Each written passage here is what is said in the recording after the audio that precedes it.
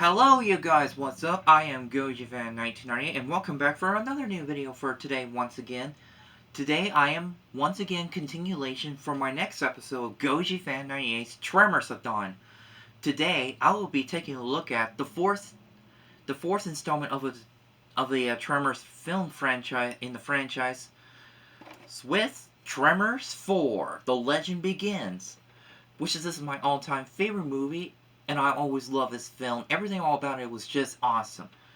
Alright, so this movie was released in January of 2004. And so how did this movie came to start? Well, it began production back in the year 2003, by the time when Tremors the series was still filming and later premiered on Sci-Fi. Depends on how many episodes they're doing. If you guys remember, I did mention while I do reviewing Tremors the series that I mentioned that Michael Gross's character, Burt Gummer, was absent in the last two episodes because Michael Gross was actually filming Tremors 4 at the time. Even Burt made a little bit of appearances in Water Hazel episode. So that's why we had Tremors 4. But this is not a sequel to the third movie. This movie is set as a prequel to the first movie, taking place in 1889, where a professional Nevada original name was called Rejection, Nevada. And we introducing Burt Gummer as his great-grandfather named Hiram Gummer, played by Michael Gross himself. And it was so good to see Michael Gross appearance in the film and plays the descended family of the Gummer's family. So good to see Michael Gross in action. And Hiram Gummer, he's not quite like the way Burt always do about collecting guns. Back then, he was just a business guy, as he's the owner of a silver mine, he was based in headquarters on Philadelphia. And so he went down to Rejection to investigate what's going on the mine, but why was it closed? The only survivor of the miner was,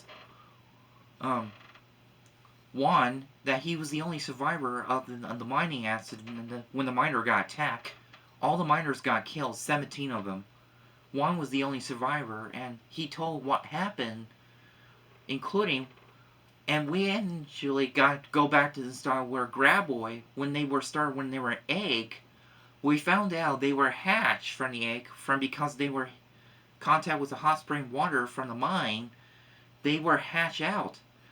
That's what's important about what we learned from the original Rodan about Megadulon character, that it was hatched from the mine due to the temperature climbing. But here in Tremors 4, these Graboid can hash out whenever there is a temperature, like anything is hot, like hot springs, water. But we learned there are only 4 of them, just like the first movie did. As in when they were hatched out of the egg, they started with their little babies.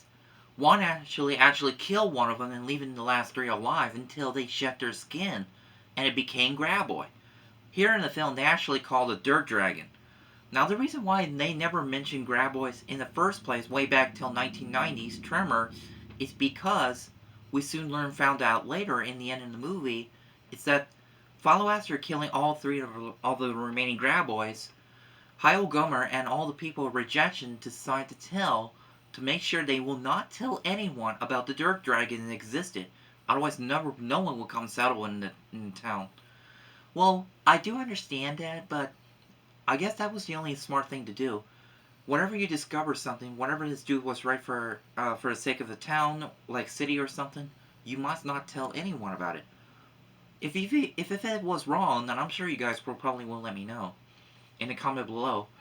So, the characters I like in the film is Hiram Gummer, and I also like the Black Hand Kelly, played by Billy Draco.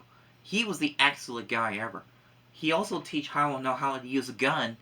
But throughout the time while Hiram was using the gun for the first time, but he was a little bit fearful because he never shoots a real gun before.